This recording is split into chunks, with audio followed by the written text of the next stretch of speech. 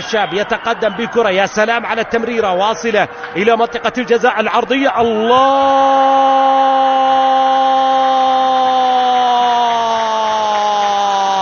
سعد حقوي يعوضها بهدف جميل في كرة من بدايتها كانت رائعة بين الصقور الخضر والشبان الأخضر. تمكنوا من تسجيل أول الأهداف على الجهة اليسار.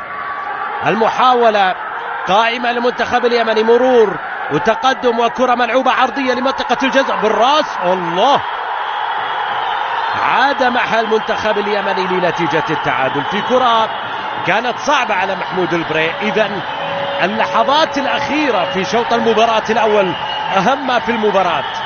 المنتخب السعودي سجل لكن الفرحة لم تستمر. تمكن المنتخب اليمني من العودة بكرة راسية، لم يتمكن الأخضر من الحفاظ على النتيجة. محمد البراوني سجل هدف التعديل، 1-1 أصبحت النتيجة. استغل كرة عرضية لعبها براسية، مرت بعيدة إلى الزاوية بعيدة عن مرمى محمود البري. عواد أمان أرسل كرة إلى منطقة الجزاء. الله، مرة أخرى المنتخب الشاب يتقدم في المباراة. النتيجة أصبحت 2-1. قلت لك بأنه الأفضلية في شوط المباراة الثاني واضحة لمنتخبنا الوطني اللي صار بشكل أفضل في شوط المباراة الثاني وتمكن بالفعل. على الجهة اليمنى أنور الطريقي يلعب كرة.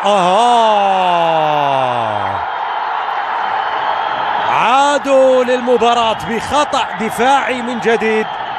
المنتخب اليمني يعود بهدف التعادل.